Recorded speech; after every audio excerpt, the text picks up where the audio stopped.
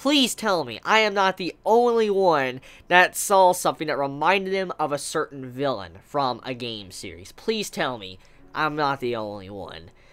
The character I'm reminded of is Sephiroth. Now, I don't think Chandler is as great as Sephiroth. I'm just saying, like, I got a vibe of Sephiroth when you see this man get up, he starts bulking up and stuff, and you see wings pop out of his back, and when this man pulls out his cane sword, and you see this long blade, like, a very long blade, I'm like, this man has, like, Sephiroth's sword. Like, he has Sephiroth's sword and all that, man's got a wing, and I'm like, yo, Sephiroth music playing right now. I'm like, this man straight up went Sephiroth mode, but... okay, jokes aside and all that, well, it's not really a joke. I just got a Sephiroth vibe, you know, looking at that design. But besides that, though, I really like this chapter. Number one, Chandler proving that he is not going to job. Like, he is not going to just get wrecked instantly. The Sins are still not that powerful enough to be able to bring him down. He is super strong, which makes complete sense. I mean, even though he's weakened, he's below 50% of his power, maybe around 40%, 45%, even still, he's apparently one of the highest ranked demons. So there's just no way this man should have went down like that. It just, there shouldn't have been a reason for it. So when I saw this man get back up, I'm like, yes, okay, I'm glad he's not down, because this actually is more build-up for the potential Escanor versus Chandler fight, because it's just a matter of time until that happens, because, look, I just want to point at something, okay? Chandler brought Eternal Night. He brought, like, everlasting night, basically. He's transformed daylight to nighttime, which, in turn, that is like a big counter to Escanor. So, when you look at Escanor's abilities and what he's capable of, and you look at Chandler, Chandler seems like a perfect counter, like a perfect matchup against Escanor, night versus day, and I'm looking forward to seeing something like this happen, and seeing him get back up again, actually not going down, it hypes me up for the potential possibility that we will see Escanor versus Chandler. Now, anyways, let's talk about what happened to Bond. So, Merlin wrecks Bond, doesn't even acknowledge him. Then Chandler basically wrecks him multiple times. Bond's disappeared, nobody even recognizes it. Then now in this chapter, King straight up gives this man one of the biggest disses. Like, he just ended Bond. Like, Bond may be immortal, but he just ended Bond's life. Like, the King ended Bond's life in this moment, like, of this chapter, when he said, "What use would you be here?" I'm like, did King just say that to Bond? Like, okay, I know King and Bond, they have, you know, that complicated relationship, but they're still good friends. But even then, when that was stated, like, the way that was said, I was like, it's true. I mean, King said some very true words. I mean, Bond can't do anything. I mean, if King can't do anything in that moment, then obviously he's fodder. He can't do nothing. All he's gonna do is just get split into multiple pieces, and that's basically it. So, when King said, "What use would you be for being here or staying here?" I'm like, he just ended Bond. Like, King just straight up ended Bond in that moment. And just when you see Bond's face, like, in a look of, like, horror or shock, I'm like, this poor man, like, please, please, this man either delete it from the series, okay, or give this man a power-up. Like, he can't take too much more. It's reminding me a lot of, like, what you would see from, like, a competitive game, to where, like, there's a certain character you can select to play as, or a certain weapon, and basically, this weapon is just absolute trash. You know, let's think of, you know, Tachanka from Rainbow Six, okay? If you've ever played Rainbow Six, then you know about Tachanka, Lord Tachanka meme, how basically he's loud and obnoxious, and just anyone that plays him obviously just wants to play him for meme's sake. And in this case, when I look at Bond, I just can't help but look at him like he's basically become a meme at this point. He's a meme to where you can't help but just say he's useless, because he is useless. I mean, it's actually factual at this moment. But on top of that, it just reminds me of a situation where people would pick on you because, like, oh, you know, it's the worst character in the game or something, or the worst weapon in the game. Why would you even, you know, have him here? And so when I see Bond in this chapter, I'm like, this man, it's like he just needs to be deleted, okay? He needs to be either deleted or he needs to get buff, okay? He needs buff. Not nerfs, he needs buff. It's just...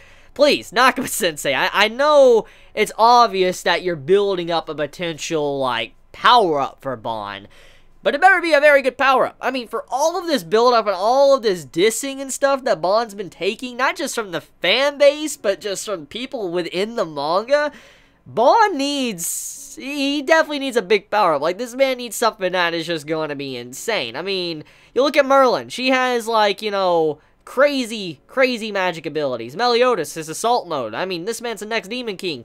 Escanor, the one mode, he literally did the boy and wrecked, you know, Meliodas like it was nothing. And then you have King, which has got a good power-up. He's good artillery, we see that. Elizabeth, she is a great healer. She's basically Mercy, bringing people back to life. And then you have, you know, Diane. She's able to tank things, even though she may not be as physically strong as others. She's able to tank things and put up a good fight, be a good iron wall. Bond, all he has is, hey, guys, I'm just gonna get, you know, cut up into pieces. I mean, that's it. That's basically all he has at this moment. So, it better be a very good power-up for Bond. That's all I'm gonna say. I mean, all of this waiting for it, he needs a power-up, because this man getting dissed by King, it's just like, oh, man, I remember when Bond used to be one of the strongest. Like, I remember when Bond used to be one of the strongest characters, but now, he's at the bottom. Like, he's legit at the bottom. Hawk, okay, is higher than him, okay? Hawk is stronger than him. Bro. Okay, so anyways, let's get back into the concept of the chapter, or, you know, the main details. So, Chandler, he gets back up, and the reason for it is when he is finally pushed up against a wall and he realizes that he cannot save his pupil, get his pupil back, basically he throws everything aside. Basically, to simplify this, Chandler, he was, throughout the entirety of, you know, the recent chapters, he has been acting like a carefree, happy-go-lucky old man, trying to, you know, get his pupil back and rescue him. And he's been acting very cheerful. That has been kind of the case overall. He's acted like a stereotypical old man, almost, in a shonen. A very powerful, stereotypical old man. However, since he was pushed into a corner, he was hurt and all that, and basically his power is not where it should be at the moment. He's like, okay, if I can't, you know, mess around, if I can't act like I normally can and just save my pupil, then you know what, I'm just gonna go all in and just go full on, like, demon mode, straight demon mode. Now, I don't know necessarily if, he could possibly do the Indra mode, because we do know that demons are capable of that, and I'm very curious if he's already this strong. If Chandler was to use Indra mode, or have some sort of assault mode like Meliodas, I'm very curious. I'm very curious on how powerful he would be against them. Can the previous kings actually stand up against Chandler? That is the question. Anyways, we get some characterization / development in this chapter, towards the beginning and towards the end. King get some development. Now, King is a character, I think, out of everything that's happened in Taizai, he's the one character that's probably gotten the most development, or at the very least, the most backstory, and he's probably had the worst luck. I mean, this man has been having a lot of bad luck throughout the series. Things are finally starting to look up for him. I mean, he finally got to get with Diane and kind of form a relationship with her and all that, so he's no longer having as bad luck as he once was. However, his track record, he always had bad things happen to him, constantly, okay? Basically, we know that King, when he was, you know, helping out Diane when she was younger, he lost track of time, and he left his sister alone for a very long time. She was by herself. He also left, you know, the forest, the fairy forest, and left them to defend for themselves, and nobody ever knew what really happened to King. He abandoned his people, he left his sister behind, and he couldn't even really keep the promise with, you know, the giant friend he made, which is Diane. And he constantly blamed himself in the past. And we have seen this part of him constantly throughout the series of Taizai.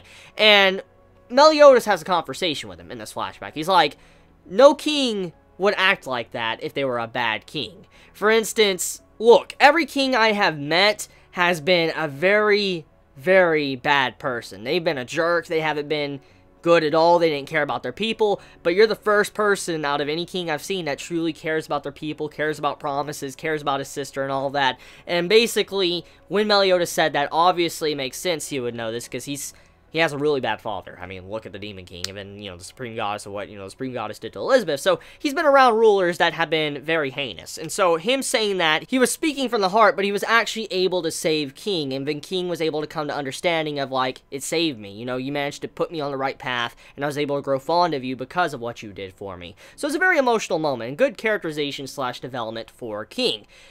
Anyhow, though, basically, right before King looks like he's about to meet his demise, the previous fairy and Giant King pop up to save him. And basically a lot of death flags. It looks like the previous kings are probably going to die in this fight to get the 7 deadly sins out of there. So, yeah. It's going to be sad, but I mean, it's the way it's looking right now. So anyways, let me know your thoughts in the comments below, how you felt about this latest chapter of Taizai. How do you feel about, you know, this video? If you liked it, please leave a like, and if you enjoy my content, please subscribe. I love you guys. You have a wonderful day or night wherever you live. Please be safe. Chibi out.